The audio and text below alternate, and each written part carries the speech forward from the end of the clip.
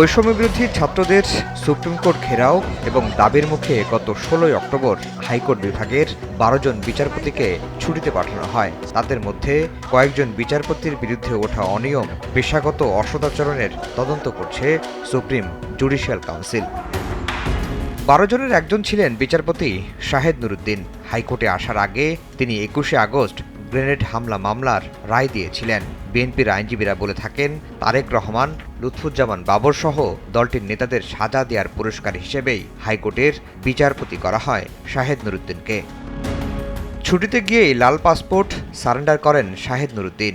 এরপর নেন সবুজ পাসপোর্ট। সেই পাসপোর্ট নিয়েই গত ৯ নভেম্বর কানাডায় পাড়ি জমান তিনি। সেখান থেকেই প্রধান বিচারপতির কাছে ছুটি বাড়ানোর আবেদন করেন এই বিচারপতি। প্রধান বিচারপতি তা নামঞ্জুর করলে রাষ্ট্রপতির কাছে পদত্যাগপত্র পাঠান। বাকি ১১ জনের মধ্যে বিচারপতি আতাউর রহমান খান নভেম্বরে, বিচারপতি আশিস রঞ্জন দাস গত বুধবার অবসরে চলে গেছেন। আর স্থায়ী বিচারপতি হিসেবে নিয়োগ না দেয়ায় বিচারপতির আসন ছাড়তে হয়েছে বিচারপতি আমিনুল ইসলাম ও এস এম মাসুদ হোসেন দোলনকে। আফজাল হোসেন, সময় সংবাদ, ঢাকা।